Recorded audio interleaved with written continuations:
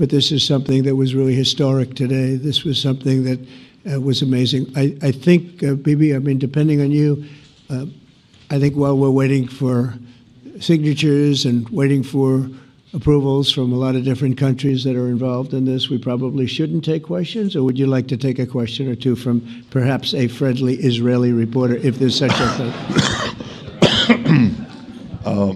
That's a very, very tough proposition.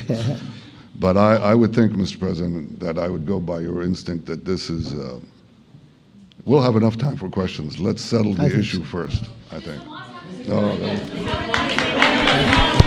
Thank you very much, everybody. Thank you.